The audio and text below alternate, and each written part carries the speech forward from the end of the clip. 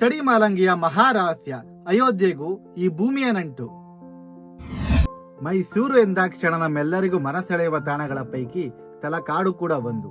ಹಾಗೆ ತಲಕಾಡಿನ ನದಿ ತೀರದಲ್ಲಿ ಇರುವ ಈ ತಡಿಮಾಲಂಗಿ ಬಗ್ಗೆ ನಿಮಗೆಷ್ಟು ಗೊತ್ತು? ನಾವೆಲ್ಲ ಕೇಳಿದ್ದು ಶಾಪಕ್ಕೆ ಸಿಲುಕಿದ್ದ ತಲಕಾಡು ಮತ್ತು ಮಾಲಂಗಿಯನ್ನ ಮಾತ್ರ. ಆದರೆ ಮಾಲಂಗಿ ಮತ್ತು ತಲಕಾಡು ಕೇವಲ ಒಂದು ಯುಗವಲ್ಲ, ತ್ರೇತಾಯುಗದಿಂದಲೂ ಪ್ರಚಲಿತದಲ್ಲಿರುವ ಪುಣ್ಯಭೂಮಿ. ವನವಾಸದಲ್ಲಿದ್ದ ಶ್ರೀರಾಮನ ಧರ್ಮಪತ್ನಿ ಸೀತಾಮಾತೆಯನ್ನು ರಾವಣ ಅಪಹರಿಸಿದ ಸಲುವಾಗಿ ಈ ಮಾರ್ಗದ ಮೂಲಕವೇ ಲಂಕೆಗೆ ಪ್ರಯಾಣ ಬೆಳೆಸ್ತಾನೆ ಪ್ರಭು ಶ್ರೀರಾಮ. ಆಗ ಪರಮಾತ್ಮನ ಮಾರ್ಗಸೂಚಿಯಾಗಿ ಕೆಲಸ ಮಾಡಿದ್ದು ತಾಯಿ ಕಾವೇರಿ ಮಾತೆ. ಹಾಗೂ ಈ ತಡಿಮಾಲಂಗಿ ಪ್ರದೇಶದಲ್ಲಿ ಪ್ರಭು ಶ್ರೀರಾಮರು ಕೆಲ ದಿನಗಳು ತಂಗಿದ್ದು ತಮ್ಮ ಆಯಾಸ ಮತ್ತು ದಣಿವನ್ನ ನೀಗಿಸಿದರು ಎಂದು ಪುರಾಣ ಕಥೆಗಳು ಹೇಳುತ್ತವೆ.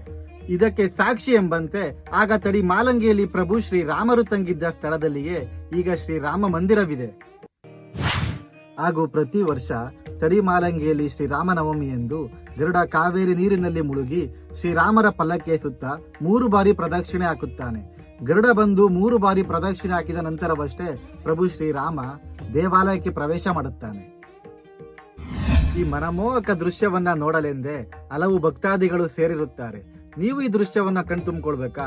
ಹಾಗಾದ್ರೆ ಇದೇ ಶ್ರೀರಾಮನವಮಿ ಎಂದು ತಡಿಮಾಲಂಗಿ ಗ್ರಾಮಕ್ಕೆ ಭೇಟಿ ನೀಡಿ ಹಾಗೂ ಪ್ರಭು ಶ್ರೀರಾಮರ ಕೃಪೆಗೆ ಪಾತ್ರರಾಗಿ. ಜೈ ಶ್ರೀರಾಮ್.